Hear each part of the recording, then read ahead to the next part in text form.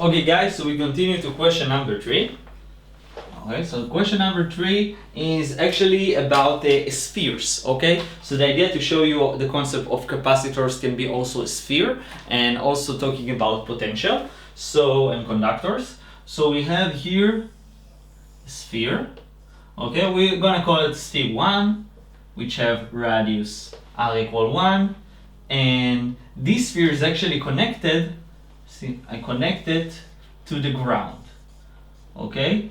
What the meaning of connecting something to the ground? This is mean that the potential at sphere 1 is equal to 0, okay? No matter how much charge I have here, negative or positive, if I connect it to the ground have enough electrons, and this electron would make it neutral and balance it, okay? So this is phi equal 1, okay?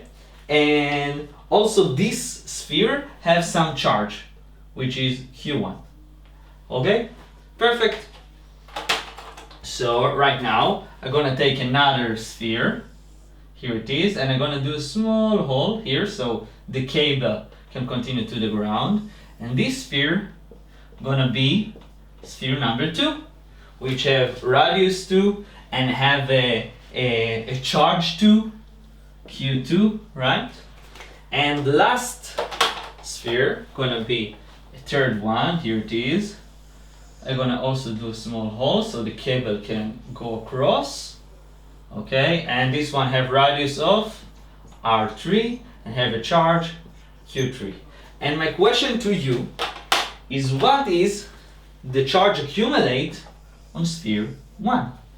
Q1 equal to question mark if Q2 and Q3 are given, or more better form is to have sigma. What I mean of sigma, A of a sphere multiplied by sigma equal to Q, or another way to say it, sigma equal to Q over A, as we had in the previous. So this one for 1, 2, we know it. 1, 2, sorry, not 1, 2, 3 and 2, 3 and 2, 3 and 2. This is given. So what is Q? So a really easy way to solve it is, we know something about the potential. Let's use it. So we know that 0 equal to phi 1. And we also know that phi 1 is equal to what? To the superposition of all the 3 spheres, right? We already know how to calculate the potential of a sphere. And if our world have the 3 spheres, it's also equal to a separate worlds sum up, right? So this is the superposition idea. So this is equal to what? To the sum up of all the potential in the world applying on 1. So this is actually, so let's open this one. So we have 0 equal to phi 1 on 1, which is the potential of a sphere only, the potential of sphere 2 on 1, and the potential of sphere 3 on 1. Perfect. This one is K Q1 over R1, right? And this is the same, K Q2 over R2, and this is K Q3 over R3. Perfect. And I marked you that we want Q1, so for that reason, and this is equal to 0, and I can get rid of K, right? It's not affecting anything here. So, and I also want to take Q1 and put it outside of the term because I want to find it. So this is Q1 over R1 equal to these two guys, right? And I can also use the idea, this idea, and change these terms, right? This is Q3. So what are equal to?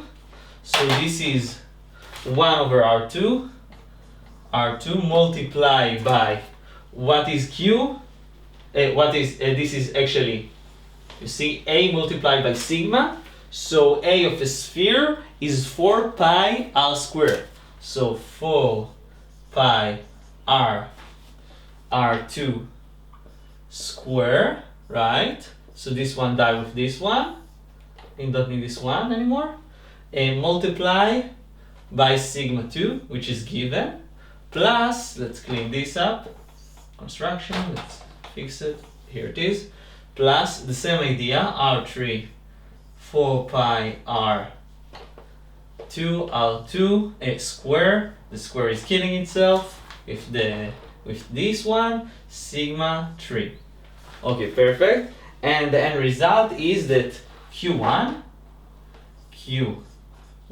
equal to minus R1 4 pi open brackets R3 capital R. So this is R3 sigma 3 plus R2 sigma 2. So we found what is the total charge accumulate on this sphere under this condition. Okay, so this is perfect, guys. We finished this tutorial. You are more than welcome to go to your homework and solve the questions. Use the idea of the superposition. You're gonna have an interesting question about the energy, like combination between question number 2 and question number 3. And also you're gonna have a more challenging idea of what's happened when I push some material, the electric material, into a capacitor, which you saw on the lecture how to solve this case. Good luck and see you next week.